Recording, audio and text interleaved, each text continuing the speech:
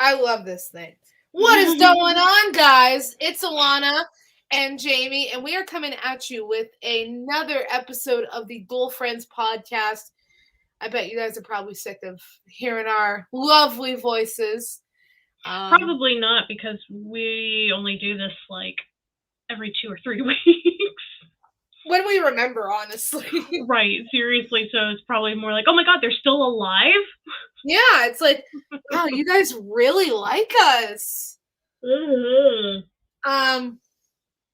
But in addition to that, today we are going to be talking about, oh my goodness, I said I was a mess today, about movies that were turned into books. Or, yeah. Other way. Flip that around. Although I will say there are several horror movies which I wish were turned into books. Books that were turned into movies. Yes. So, while I packed up this patch set for Jamie, we can begin. The first ones I want to talk about, first off, right off the bat, Stephen King. Yeah, those are the big ones. 99% of his novels were turned into movies. I almost said were turned into books again. I apologize, you guys. I apologize sincerely. It's just one of those weeks, man. Yeah, it really is. It's been, a week. So, yeah. In addition to that, my favorite Stephen King novel, personally, has always been Christine. Now, I'm not sure why, but it has been. So, I want to talk about some of the differences in the book versus the movie. Now, for those of you who have not seen Christine, Christine is basically about this kid who is kind of a social outcast, misfit, the like. They're in every movie.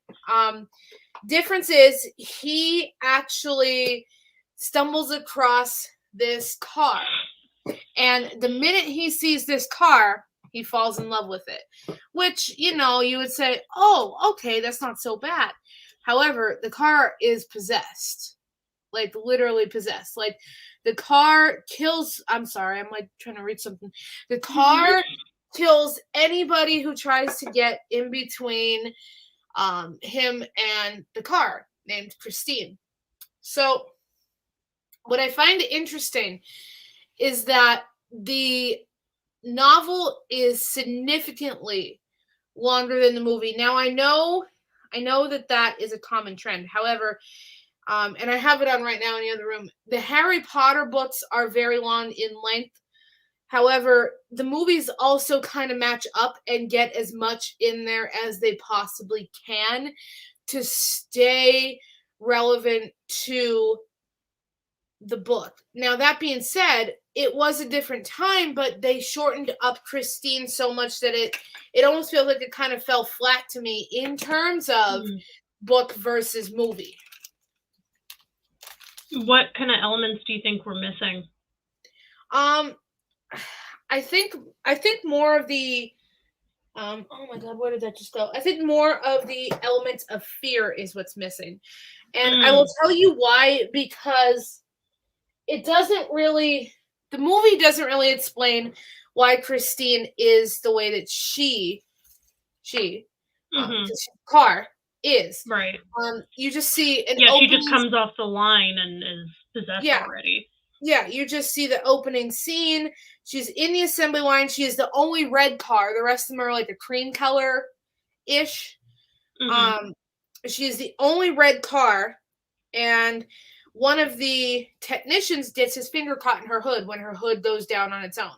So you don't really get that much of a backstory, but I feel like in the novel, you kind of get more of that. You kind of understand why this car is possessed and how that happened in the first place. Because, like I said, the movie kind of rushes through it, and it's just like, yep, car, kid, possessed, bye. Killing people, the end. Yeah, that's it. Yeah. And unfortunately, I think people that decide they want to turn a book into a movie, most of the time, the issue is that they just kind of pick out the pieces that are going to create a thrill and then connect the dots however they see fit. And for sure. Or they just completely rewrite the book like Stanley Kubrick did with The Shining and fucking ruin it. But, personal opinion. Now I'm going to be honest. I liked Kubrick's take on The Shining. However, Stephen King absolutely despised it. So much so, he had another version of The Shining made, which I do have it on DVD. Let me grab it quick, because I do want to show the difference in contrast. Yes. And if you've never read the book The Shining, you absolutely should. It's very good. You should also read the sequel, Dr. Sleep. Yes. Oh my God. I think I like Dr. Sleep more, but they're both very, very good. So this was released only on TV, and it was in the 90s, I believe. This is different parts. This is part 1, part 2, and part 3. It was released as a mini-series. Here's what it looks like. And Stephen it is King's The Shining. Yes, and it is so true to the book. And the only thing that's really missing is Jack Nicholson. I mean, don't get me wrong, that actor, he did a good Jack Torrance, but I feel like Nicholson really made the Kubrick one, and I like the Kubrick one for the sound design and the shots and everything, and just how everything is so colossal and big and just gives you the creeps. It's very well filmed, but it just totally butchered the book, and I don't blame Stephen King for being pissed about it. No, go ahead. But that movie, the mini-series one, I like that Wendy better. She makes more sense. In the book, Wendy is tougher. So in the book, you find out that she's afraid of elevators because she's afraid of getting caught in one or one just dropping when she's in it.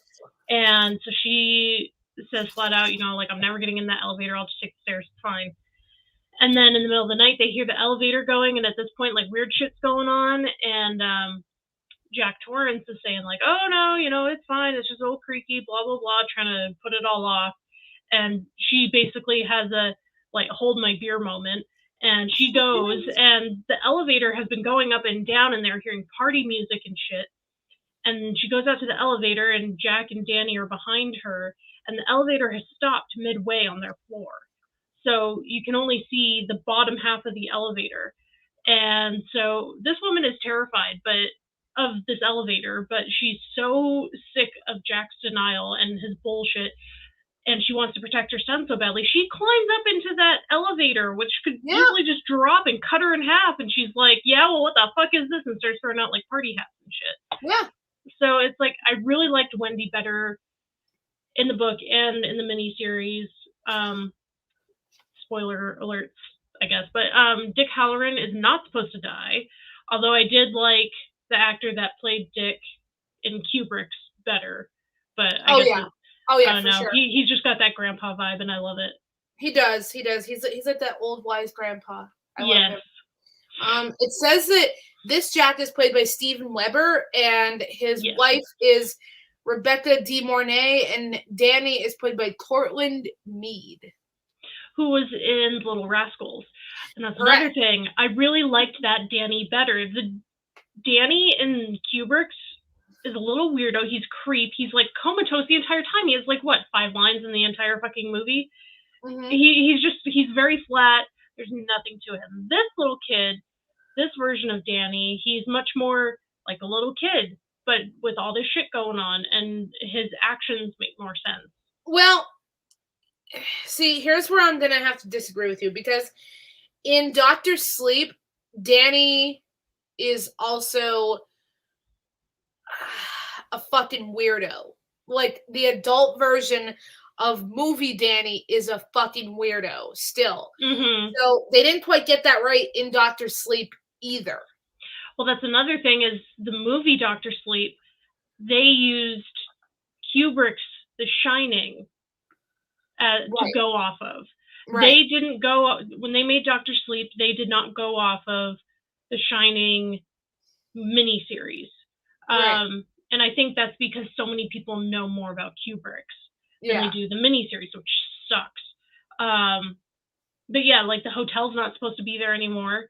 The hotel blows up. But then in the movie, it's still there. Right. And that whole battle between like Danny and the hotel, that's not supposed to be in there either. Right. But it's in there. And then the incarnation of his father, like, I mean, like I said, no disrespect to Kubrick, because I did love and grew up on Kubrick's The Shining. However, once I saw the miniseries, I was kind of like, oh, I get it. Yeah. But I love them both in different ways. Right. Yeah. But I will say on this cover, if you looked at this cover of the DVD, which this DVD has seen better days, I bought it in a lot of DVDs last Christmas. Anyway, not the point. He kind of looks like Jack Nicholson. Oh yeah, you're right. But I wonder if they did that on purpose. Yeah, but only here on the cover does he look like Jack Nicholson. Yeah. But I thought that was pretty cool, because if you look at the back you could tell that he looks totally different. Yeah. But the front, he really looks like Jack Nicholson. And, you know, no disrespect to Shelley Duvall, and I think she passed away, so rest in peace. But honestly, the scariest part about her character, I'm not even shitting you, is that friggin' cigarette ash in the beginning. It's true. I heard they gave her a lot of shit on set to get her into character. Like, they were just really demeaning and horrible to her. I don't know if that's true, but if it is, I'm not shocked, because Hollywood is disgusting. Yeah. And you know what? Honestly, she was good. And she was. For the character that they wanted to paint her as. Right. And I have to say, in terms of Dr. Sleep, that lookalike actress that they had playing her was pretty fucking close. Yeah, she was. She really was pretty close. Like, when I first saw Dr. Sleep, I was like, wait a minute, is that Shelley Duvall? And I was like, no. But she's pretty close. Yeah, she is. Yeah, so they did a damn good job of that. Yeah.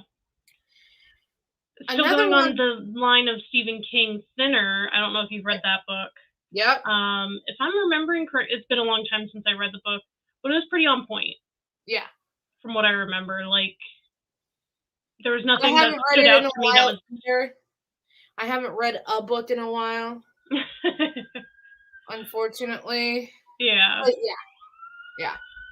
Well, I just recently finished reading No One Gets Out Alive, and any of you who have ever talked to me or listened to me talk about horror novels, my favorite horror author of all time is Adam Neville. If you haven't heard of him, go right now and buy Last Days. That's the only book I've ever read that gave me nightmares, that scared me enough that I couldn't sleep. Anyway, so he wrote No One Gets Out Alive. I read the book. It was a fantastic book. And just as I was like halfway through the book, and Netflix was like, hey, guess what? No One Gets Out Alive. We made it into a movie. And I was like, yes, oh my God. So I read the book, and then like a week later, I watched the movie. Oh my God, it sucked ass. I hated it.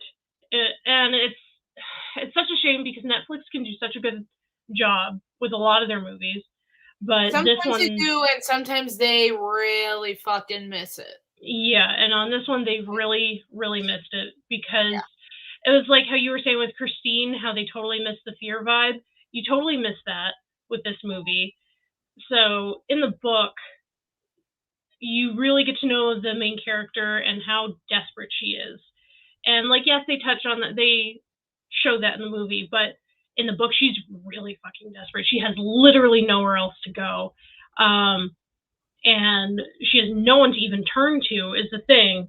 And so she's staying in this house, this haunted house. And in the movie, they have this weird monster. And okay, so this monster, it's like the back of it is like a caterpillar slug thing. It's huge, right? The front of it is when you first see it, you see its arms coming out of the box, and they're huge arms and hands coming out of this stone box, which the stone box Kind of does not reminds me of exist. Stranger Things. Yes. So coming out of the stone box. The stone box does not exist in the book. So it's coming out of this stone box, and like these arms are huge, and it comes out, and on top of these arms, so like where a head would be, is the torso and head of like a smaller shrunken body with little arms. And what this thing does is it takes sacrifices, and so there's a table, like a stone slab table, right? So here's our table, and on either side are two stone pillars, and it gets its big arms up to lift itself, and then at the conjoining part where these big arms are and the torso begins is a big mouth. And the way these arms are, it looks like legs. So it just looks like a giant angry vagina mouth is chomping down on people's heads. Oh my god. It's bad, dude. And you don't get any of the suspense or the like rich lore background because it's like super creepy, and it's just, the book is so much better. Just don't even watch the movie. The movie's trash, and I feel so bad for my favorite author, because if that happened to me, I'd be fucking livid. You know, sometimes I feel bad for the author, like in terms, especially Stephen King, because Stephen King gives no fucks. He will fight back and say, "This is garbage. I don't give a fuck how much money you just made me. I hate this." Yeah. But a lot of them won't. A lot of them will just take the money and run. Like they're like, "See you later, losers. I don't care." Right, or they're hoping like, okay, well, this isn't the greatest. I don't really like it, but you know, it gets my name out there. It's hard because you got to find that happy medium of right, getting my work out there and staying true to myself. You know, and that's a personal decision for every person. I've never been in that situation, but I feel like if Netflix came to me and they were like, hey, we want to turn a burning bridge into a movie, and here's all the shit we're going to change, I'd be like, nope. Because that's my baby, man. Right, exactly. And the thing is, you know, I feel like if nothing else, the author should at least be creative consultants. Like, as much of a vile human being as she is, J.K. Rowling had final say over every Harry Potter movie, so that they didn't change it too much from what she was trying to go for. Like I said, she's a terrible person, but I agree with her wanting to be involved and say, no, I wrote it this way. I want to keep it this way. Same thing with Twilight. Stephanie Meyer did that too. Yeah. She wanted it to remain as close to the books as humanly possible. Right. Which Twilight and Harry Potter are very, very, very, they're not exact, but they're very close to their books. Yeah. I don't know about Twilight because I loathe it, so I've never gotten into it. But Harry Potter, yeah, it's hard because, like you said, there's so much information packed into one book. Especially the fifth book, which is the largest one of them all. That's a fucking tome. Order of the Phoenix, yeah. Yes, and most of it is just, it feels like a lot of filler, boring shit. But anyway, so if you watch the movies, and you can kind of get a little lost in it, but if you read the books and then watch the movies, it's like, oh, okay, all these little things make sense. Yeah. But if you haven't read the books, all the little things don't make sense. Right. For example, and I have to say this has nothing to do with what we're talking about, but I have to say this. I fucking despise Dolores Umbridge in Order of the Phoenix. Can't stand her. Couldn't stand her when I first saw the movie when I was like 9. I was like, who the fuck is that lady all in pink? Can't stand her. Anyway, moving on. Yeah. The actress played her very, very well. Oh, yeah, for sure. But you hate her guts. Yeah, but you know what? The evolution of Snape, and like in Half-Blood Prince, you hate Snape. Like when he kills Dumbledore, you're like, oh, you bastard. But then it made sense when you go into Deathly Hallows, and you're like, oh, okay, so Dumbledore was dying anyway. Snape was in love with Lily. Okay, this makes more sense. Right, yeah. Yeah. And also in the book of Half-Blood Prince, I think, see, it's been a while since I read them too. I think they make it clear in the book that Malfoy was supposed to kill Dumbledore. Yes. And I mean, they do make that clear in the movie too, but what they don't make so clear is that Snape does it so that Malfoy doesn't have to. Because he can see how much Malfoy is struggling with it. Right. So he just takes the reins and he does it. Right. But you know what? In the movie, they also don't really talk about that. But then it comes to like, I don't remember if it's Deathly Hallows Part 1 or 2. I don't remember. Oh dear God.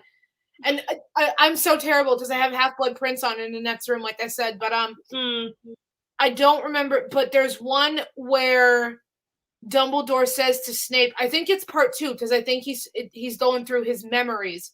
Harry's going through Snape's memories as he's dying, and I think Dumbledore says, when the time comes, you have to be the one to kill me. Oh, because he said that the Dark Lord would trust Snape more than Malfoy, which, by the way, I have no shame in saying Malfoy is a fucking babe. Older Malfoy, though. Like, yeah. Yeah. Yeah. Like, from Half-Blood Prince on, yum. Well, I think in Half-Blood Prince, for me, not so much, because you can tell how much he's struggling, and he looks like he's strung out on several drugs. Because he's, like, not sleeping or eating or anything. Yeah. And, you know, in the beginning of Half-Blood Prince, you have Bellatrix, whatever. Bellatrix, yeah. And Narcissa, who go and they meet with Slughorn and Snape and Wormtail, and they're the ones who say to Snape, listen, you have to protect him. And then Snape's kind of like, oh, another one? Because he's already protecting Harry, and he's kind of like, these kids are killing me. But he really portrays a great part, and that I have to be honest with you, him and when Dobby died, oh my God, no. Yeah. Snape, because like I said, you fucking despise Snape in Half-Blood Prince when he kills Dumbledore, but then you understand, okay, he didn't have a choice. He was the only one with the balls to do it, and he had to do it, but he was really like turning against the Dark Lord anyway, because he was protecting Harry because he was in love with his mother. Right. Oh my God! You know what? I could go off on a whole Snape rant because I hate Snape. You know, I actually like Snape. I really do. I think he's such a shit person. I think, but I think that's a facade. No, because the only reason he was doing any of this was because he loved Lily, right? Okay, so he loved her so much that he's doing all this stuff. Okay, then why is he such an asshole to Harry? Like, why is he such a... Because Harry reminds Snape of Harry's father. And Harry's father bullied him. Right. But, like, he's also half Lily, so if you love someone so much, maybe not treat their orphan child like they're shit on fire. True. I mean, I agree with that, but I mean, like, the evolution of him, like, even in that last moment when he's dying, you're like, you know what? You're kind of okay. Kinda. See, for me, I feel like he's a very flat character, even to the end, because the end is just like, okay, flat asshole. Why is he such an asshole? And then at the end you find out, it's like, oh, okay, here's the reason you're such an asshole. Yo, can we just talk really quick about how much I love Hagrid, though? Oh, Hagrid's the best. And why didn't Harry name his kid after Hagrid? Hagrid's the only one that really gave a shit about Harry. That's what I said. That's what I said. Okay, so let me name you after two wizards who really didn't give a flying fuck about me. One of my deceased relatives, and some guy who was like conspiring to murder me in Prisoner of Azkaban, but not the only man who genuinely gave a fuck. Also, let me just talk for a minute here about what I said. And we could do a whole episode on Harry Potter. I'd absolutely love to. Oh my God, yeah. But I mentioned it on a comment. Why in the fuck would he name his kid Lily Luna? Luna Lovegood did not come into the picture until Order of the Phoenix. She was not a main character until Half-Blood Prince. And did she really have that much of an impact on Harry? Like, she was there and she helped and shit. Like, she was a great background person, but, like, why not Hermione or McGonagall? Yeah, right? Like, dude, Lily Minerva is fucking beautiful, first Oh, of all. that's I may pretty. name my future daughter that. I love that. But second of all, okay, so just fuck McGonagall, like, she don't matter. Right. Fuck her. She's out. Mm-hmm. But let me name you after, and Or let how me take about Molly? For the woman who took you in as her own, even though you were always putting her children in danger. Yeah. Yeah, like, okay, let me talk for a minute. Dumbledore was fine. He's okay. He can get taken out of what I'm about to say. Mm-hmm. But his other two kids are named after 3 fucking asshole characters. Sorry to say. Sirius Black, James Potter, and Snape are assholes. And yes, I don't give a fuck that James Potter's dead. He was a dick. Yeah, it doesn't So matter. I don't care if someone's dead. If they're a dick, they're a dick. Right. So was Sirius Black. So I just feel like he really did McGonagall and Hagrid a really big, fuck you right in their face. Yeah. Because them and Dumbledore, okay, those 3, Hagrid, McGonagall, and Dumbledore were the only 3 that gave 2 fucks about Harry. The rest of them just kind of saw him as, oh, the boy who lived, yeah. Right. Ridiculous. And did Dumbledore even? Or was it just like raising a lamb to slaughter? And I know that's Snape's line, but it's a good point. See, and Snape does make that good point. He was like, you were raising him as, but see,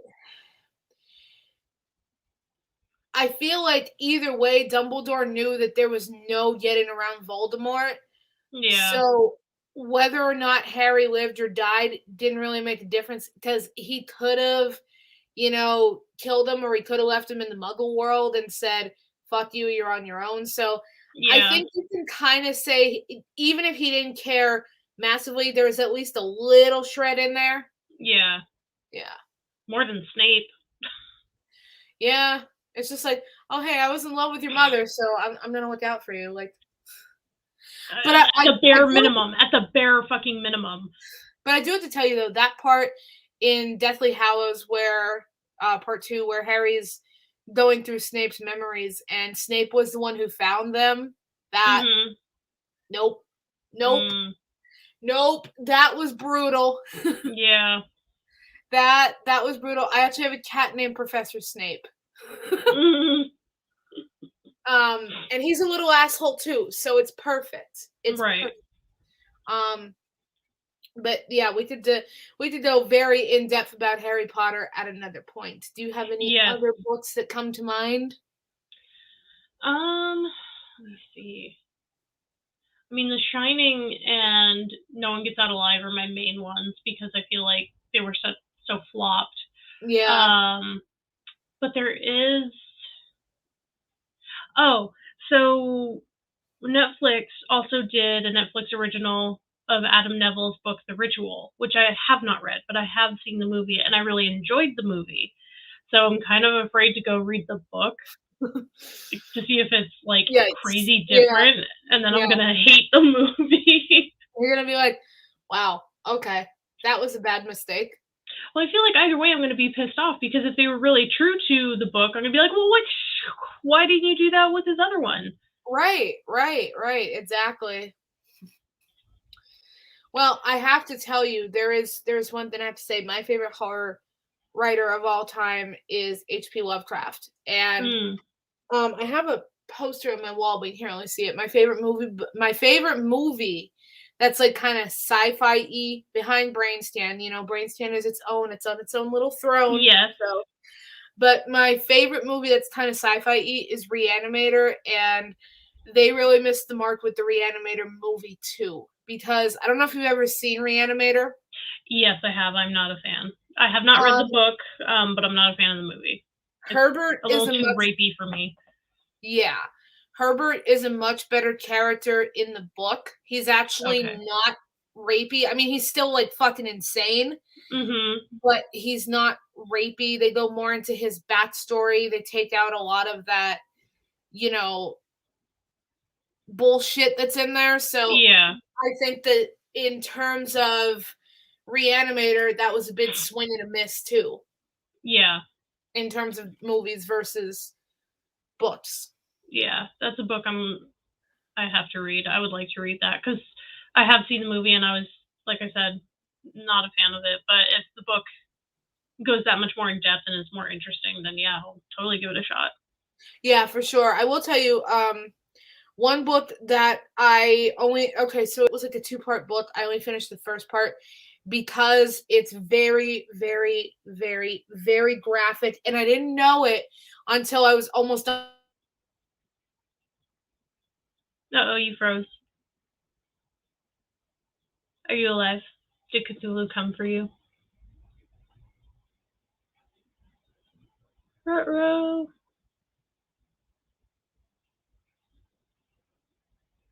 Hello?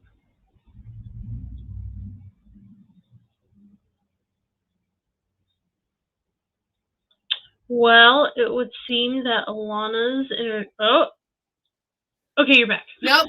Actually, you went out, and then I came right after you went out. Oh, okay. Yep. You went out first, then I went out right after. Anyway, Yeah.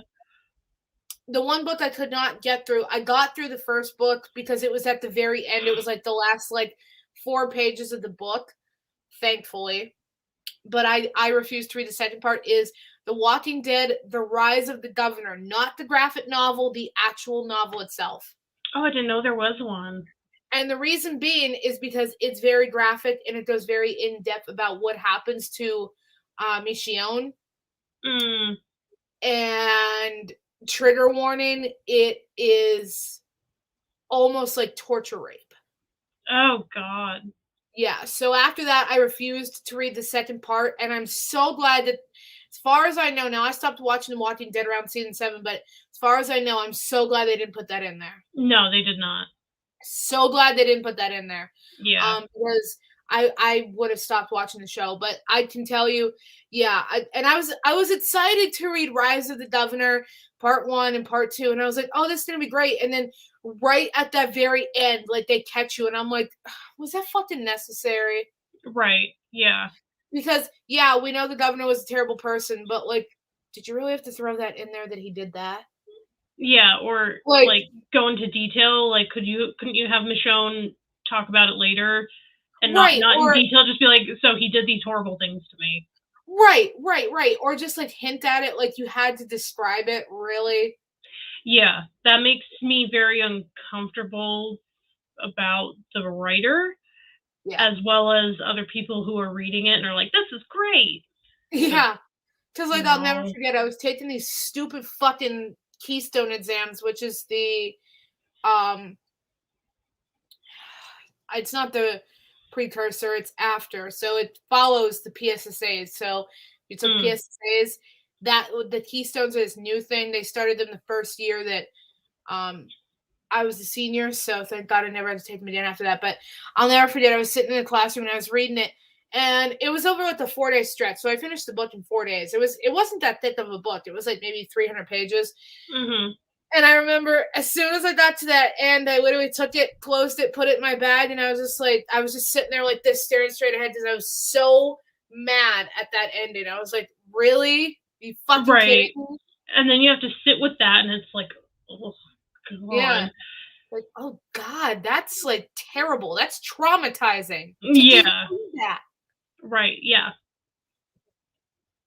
But yes, I know that's a little bit off topic, but it's so glad they didn't put that in the show. Yeah, sometimes I'm glad that movie and show makers, they don't put those kinds of details into the movie or the show, because it's just right. There are some lines you don't need to cross. You don't need to go into detail. I will tell you, the only, and it doesn't really get a free pass, but the only movie I can kind of sit through that's like that is Last House on the Left, and that's only because that's revenge. Because like, okay, this happened, but now these people are fucking gonna die for it because they did. So that's the only one I'm kind of like okay with, but otherwise no. Yeah, and see, I've never watched that because I know that. But if I ever was to sit down and watch it, I would have to watch it with someone who's seen it before, so they can forward through that part for me, because I can't. Yeah. And you know what? And honestly, you'd have to watch the original and not the remake, because the good thing about the original is you don't see anything. Good. So it's a lot of like Alfred Hitchcocky. It's very suggest. I mean, you know that that's what's happening, but you never see it, which I think is, given the circumstances, good. Yeah. That's how you execute something like that. You don't need to show it. You can Right. tell the story without showing something like that. Right. And props to Wes Craven for that one, because, and I get it, you're supposed to say, okay, these are, rapists and they're murderers and everything, and here's how they're going to get their next victim, but then the victim's family's going to take revenge, but I'm not going to show you what he does to his victims, and I applaud him for that. Yeah. Because honestly, I mean, aside from the bat story of Freddy Krueger, I don't think any of his movies feature that, and I 100% applaud him for that. Yeah.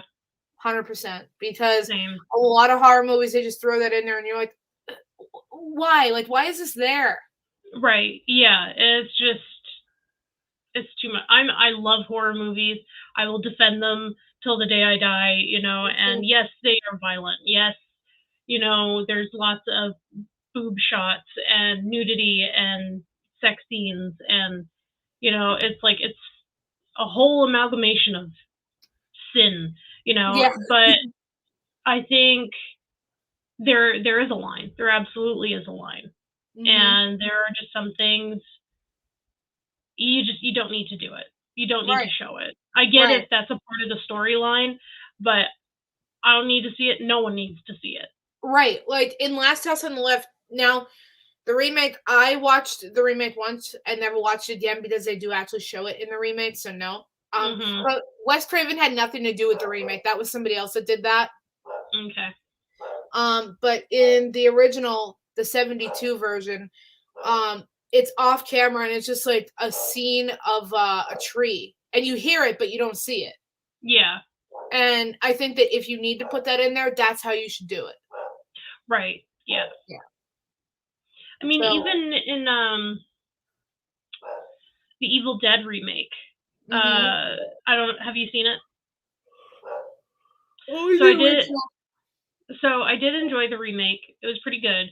It was more horror than horror comedy. But there's that part where like the one woman is like totally messed up by trees and vines and stuff. And people say like, oh yeah, she was raped by trees.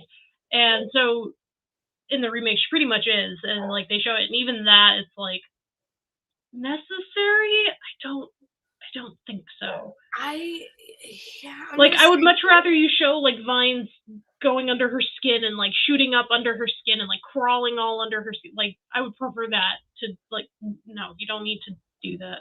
I mean, if you're gonna suggest that she was by trees, you could do it the exact way you just said. Like the trees are like physically like coming out of her body. Yeah. Right. Yeah. Because like that kind of gets the point across too. I mean, it's a little sick, but I think the other way is sicker. Yeah. Exactly. So I mean, I would sooner take seeing it shooting out of her shoulders than that. So yeah.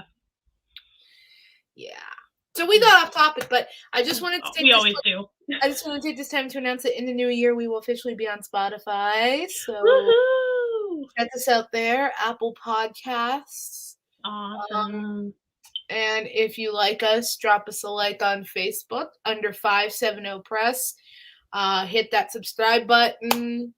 Follow us on Twitch. I still have no idea how to use Twitch, so do whatever you do on Twitch. We'll feel the love, man. We'll feel it. It'll come through the airwaves. Yeah. And yeah, check us out in 2022 on Spotify and Apple Podcasts and all that fun stuff. And let us know what you would like us to talk about, or what you guys want to talk about with us. Yeah, because otherwise it's just me being like, hey, Jamie, you like this topic? And she's like, sure. And I'm like, cool. Or the other way around. Yeah. Let's just drink and talk about scary shit. Yeah. And you know what? If we get off topic, that's fine. Yeah, I mean, as long as we enjoy it and you guys enjoy it, that's all that matters to us. Well, no complaints yet, knock on wood. So, and if you have a complaint, you can submit it through the proper resources. Yes, we have 2 constant on-call complaint people. They are Robert and Tariel, and they will make sure that they handle your complaints. And if Yes. you really if they can't handle it, then you'll be met with Ralph. He's our human resources supervisor, and he's not. He's a people person. Yeah, yeah, he is. He just loves people, but he's not friendly when it comes to business. So just don't talk business with him, and he'll be good. Yeah, there you go. I would like to sign up for an on-call complaint. Okay, and you can also meet with our new trainee, Sean. He will direct you to either Robert or Tariel or Ralph. As far as the other staff, they are currently on vacation, so Indefinitely. yeah. So yeah. That's it. So that concludes tonight's episode of Ghoulfriends. I just cracked out my radio voice for that. Perfect. But no, seriously, drop us a like, drop us a follow, subscribe, do whatever it is you do on Twitch. Again, one day I'll figure it out. Now's not the time. And let us know what you want to hear or see or have us talk about. I don't want to say see because there's going to be that one asshole that tells you what they want to see, and you're like, now I have to block you. But anyway, let us know what you want. Yeah, now you want us to. Oh my God, let us know what you want us to talk about, and I promise next time I will have my grammar on point for you, and I'll be able to speak properly. I don't know what my problem is tonight, so that's okay. Next time I'll probably be the one who can't speak. We trade off.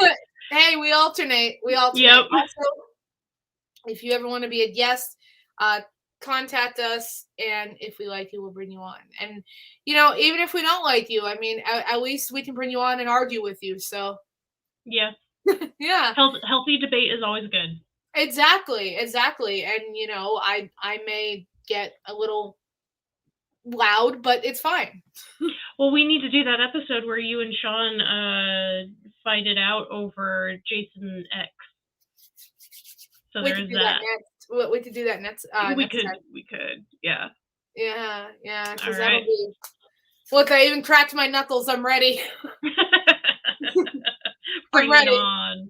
Yep. So I'm pulling Sean out of the complaint department temporarily. Yes. then he's going back to his cubicle. Yeah. Yeah. You're going down. I disagree, Sean. So let's start there. I disagree. And we'll pick that up next time, guys. Yep. So this has been Ghoulfriends. I'm Alonna. I'm Jamie. And we will catch you next time.